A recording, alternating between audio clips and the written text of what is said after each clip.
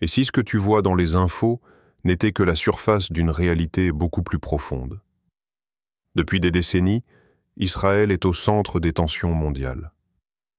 À chaque nouvelle escalade, on entend parler de guerre, de roquettes, de ripostes. Et les gens se divisent. Certains crient à la manipulation politique, d'autres y voient des signes clairs des prophéties bibliques. Mais alors, qui a raison? Est-ce juste une lutte de territoire, de pouvoir, de stratégie? Ou sommes-nous en train d'assister, sans le savoir, au déroulement d'un plan divin déjà écrit dans la Bible depuis des siècles?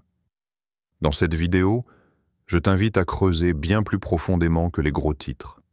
On va explorer l'histoire, la géopolitique, mais aussi les Écritures. Parce que oui, peut-être que les conflits en Israël sont bien plus que ce qu'on croit. Alors je te pose cette question.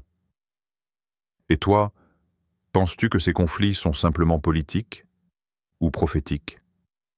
Avant d'aller plus loin, abonne-toi à cette chaîne si ce genre de sujet t'interpelle. Active la cloche pour ne rien manquer et surtout commente dès maintenant ta position. Ton avis m'intéresse vraiment. Reste bien jusqu'à la fin, parce que ce qu'on va voir ensemble pourrait totalement changer ta manière de voir l'actualité. 1. Une terre au cœur du monde. Quand on parle d'Israël, on parle d'un petit pays.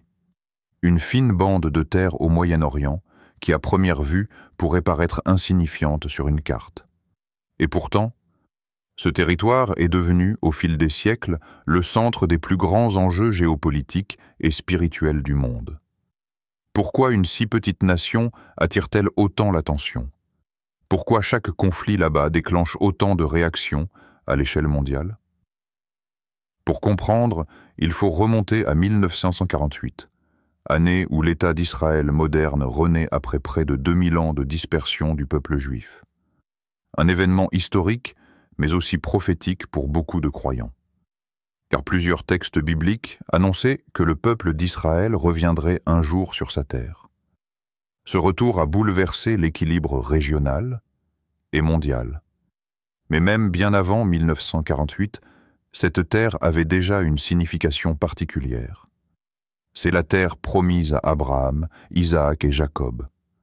C'est là que les prophètes ont parlé. C'est là que Jésus a marché. C'est à Jérusalem que le temple a été construit, détruit, puis espéré à nouveau. Cette ville en particulier est un point de tension spirituelle pour trois grandes religions monothéistes, le judaïsme, le christianisme et l'islam. Aujourd'hui encore, Jérusalem est divisée. Chacun la revendique. Les Juifs comme capitale éternelle, les Palestiniens comme leur futur centre politique, les chrétiens comme lieu saint. Et cette tension ne cesse de croître. Mais ce qu'il faut voir, c'est que ce conflit dépasse la simple politique. Ce territoire est au carrefour de promesses divines, d'alliances anciennes et d'espoirs messianiques. Ce qui se passe là-bas touche à l'identité, à la foi, à la destinée. Et si Israël est si contesté, ce n'est peut-être pas un hasard. Peut-être est-ce justement parce que cette terre a été choisie, parce qu'elle est prophétique. Et si tout ce qui s'y passe n'était que le début d'un récit plus grand que nous? Dans la prochaine partie, on va plonger dans les conflits actuels pour mieux comprendre les enjeux géopolitiques qui secouent cette région et voir ce que cela cache vraiment. 2. Les conflits actuels. Comprendre les enjeux. Pour comprendre ce qui se passe aujourd'hui en Israël, il faut regarder au-delà des titres sensationnalistes. Parce que derrière chaque attaque, chaque riposte, chaque tension, se cachent des enjeux géopolitiques complexes, des blessures historiques profondes et des intérêts puissants.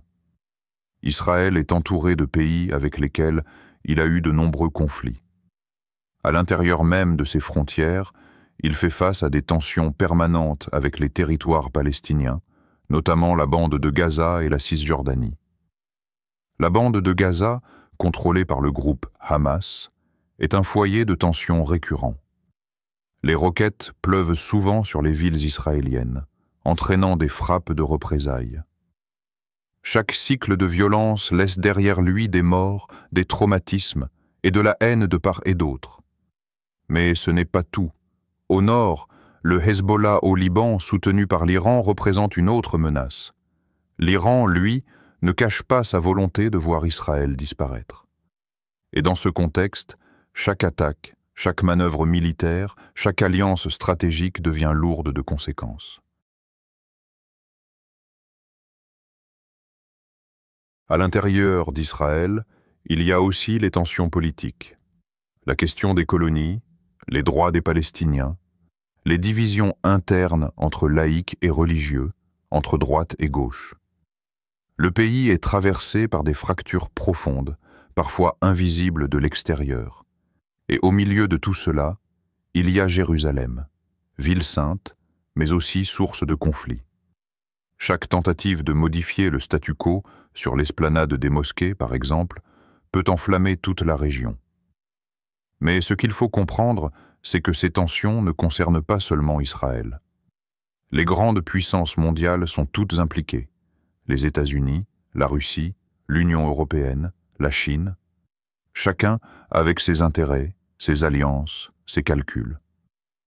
Alors oui, à première vue, on peut voir dans ces conflits une simple guerre de territoire, de pouvoir et de survie.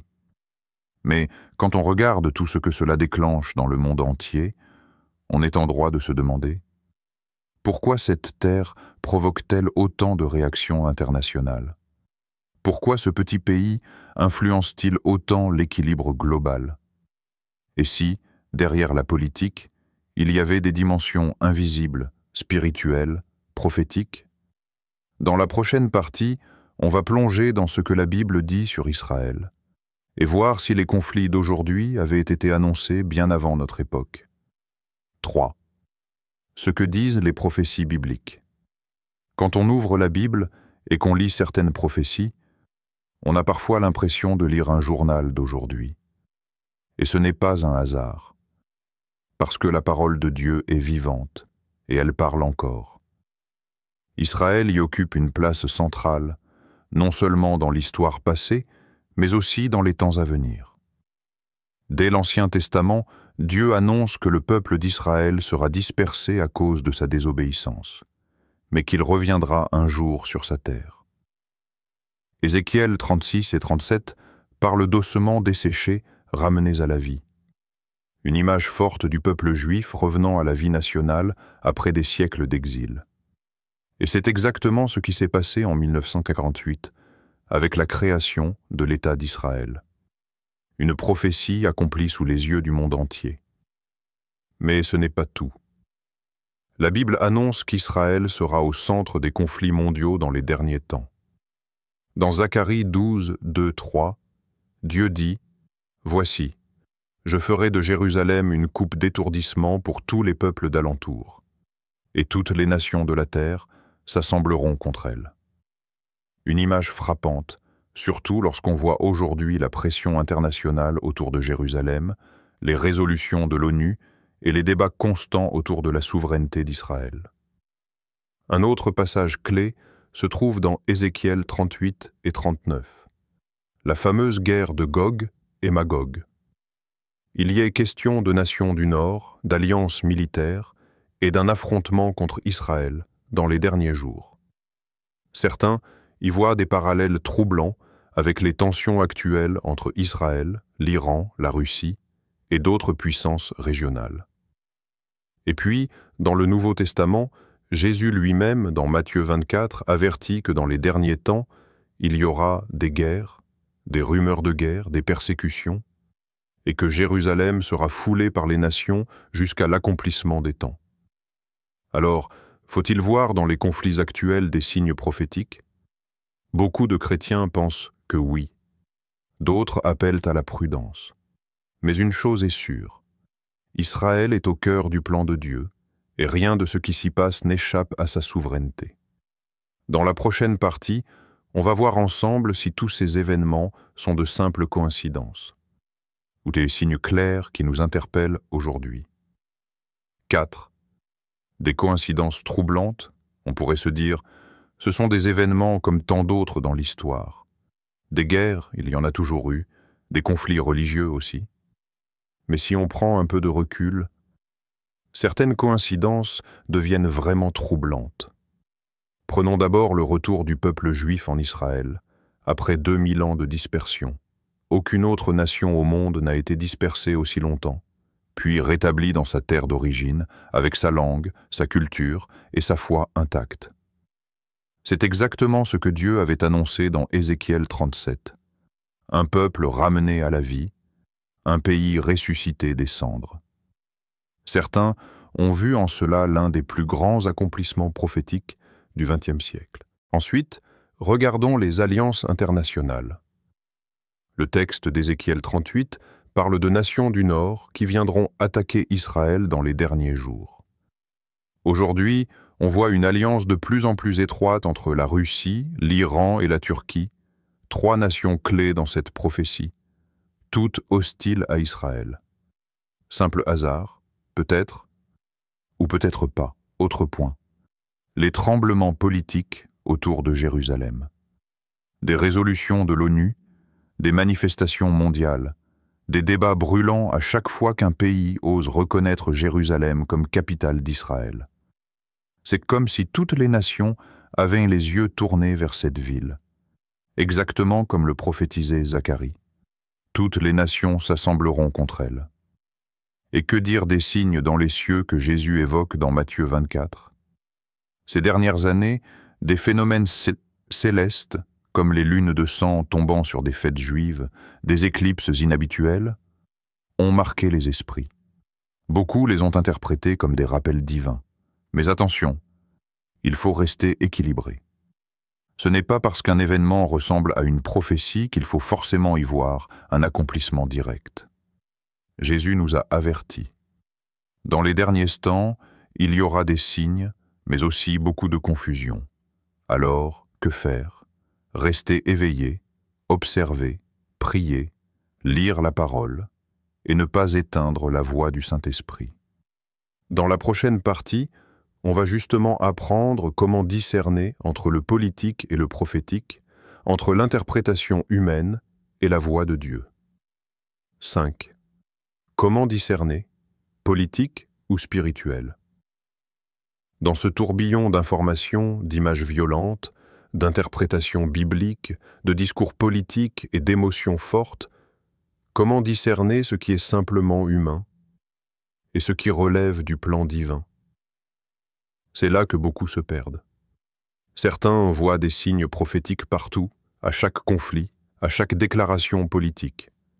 D'autres, au contraire, refusent toute dimension spirituelle, réduisant tout à de la stratégie, du pouvoir ou de l'argent. Mais la vérité se trouve peut-être à l'intersection des deux, le visible et l'invisible, le terrestre et le céleste. La Bible nous enseigne une chose essentielle. Dieu agit dans l'histoire des hommes.